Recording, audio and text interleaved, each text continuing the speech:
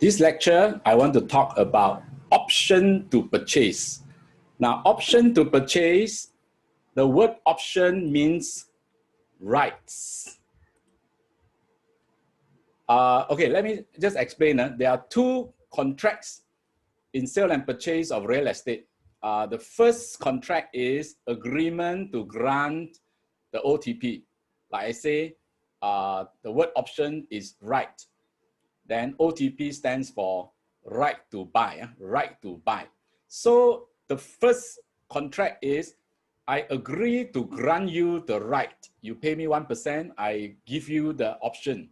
So, and there is offer, acceptance, consideration, that will be the 1% option fee, and then I will grant you the right. So that is like a normal contract. So now later I will explain what kind of restriction you have when you have the first contract. Okay, second contract will be when the buyer exercise it, that means accept. Okay, accept means that you will have to sign the acceptance copy. All right, okay, and then you will pay another 4% more. So that's called accepting the option or exercising the right. Exercising the right to buy. Now the term option means right, okay? It means right to buy, so I repeat myself already. The option is granted by the seller. So the buyer pay 1% of the agreed purchase price, and then in exchange, the seller grant the paper, and the first contract is done. Now, though the first contract is done, when the seller granted the OTP, now the terms in the option do not bind the buyers or the buyer until the buyer accepts the offer. So now, when the buyer accepts the offer, then that will be the second contract. Now that will then be the sale contract, the actual contract. Now, so what is inside? What is inside the option to purchase? Why I say it doesn't bind the buyer? Now, the terms in the option mainly will be, okay, the sale process, when you must come to pay the option exercise fee, and then the remaining fee, how much, give to who, and then of course there will be the legal completion date. And of course, this part, agent like it very much. It also indicate how much the agent will collect for the agent's commission. Now, OTP, option to purchase, is for buyers to secure the offer from the seller. So now when you really start the course, the RES course, then some trainer will go straight into telling you that this is an offer, acceptance, and all that. So I think the right way to explain option to purchase is by first highlighting the fact that there are two contracts. Okay, so the first contract, the buyer already paid the option fee, so the seller gives the option. So now the option, the terms in the option does not bind the buyer.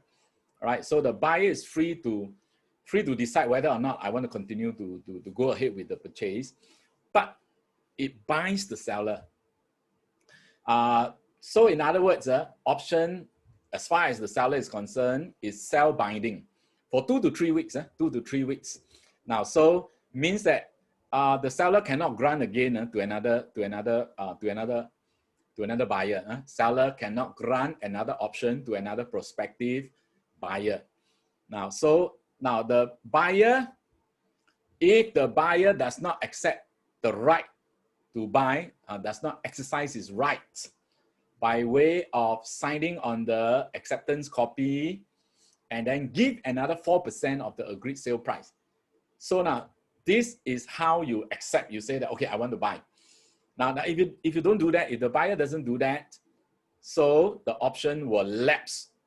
Now usually when the buyer doesn't do that, is because the market is no good. So now when the market is good, sometimes the buyer also will run into some issues with the bank, for example, and then when the time comes, they're unable to exercise. Of course, the seller will be very happy. Oh, okay, because why? They can sell at a higher price. But this kind of situation happens more during the lull market, Lull, lull market. And what happened? The option fee will be forfeited by the seller. Now, in the interim, the buyer or the mortgagee will lodge a caveat to protect the interest. Now, usually it's mortgagee, because when the mortgagee don't lodge, that means the buyer never take any loan. So the law firm usually will not lodge for them. So that's why, like, I'm going, in some other videos, I'm going to analyze the foreigner buying Singapore property. Then you will find a very peculiar situation.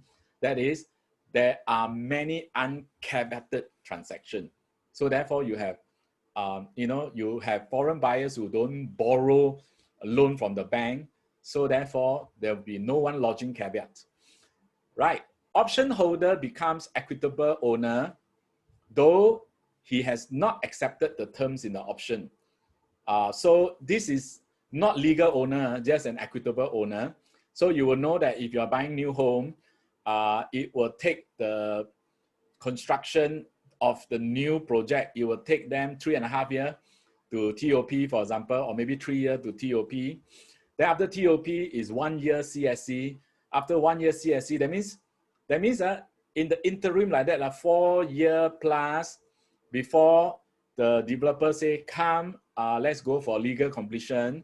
The owner of the condo, even though they have already lived inside the condo, they are still the equitable owner.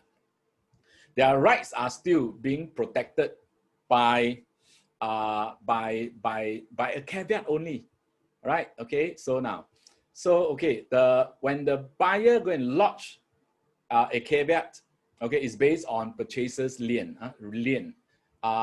You go and search other video. I have explained vendor's lien, purchaser's lien. When the buyer exercises the option, then the terms in the option become contractual. So now both sets of parties, buyer, seller, now they are bound. They are bound by the sale agreement. So like I say, go search for other topics. I think I have one on caveat versus registration and proprietary interest and personal interest. So I hope this video has been useful to you. Thank you very much.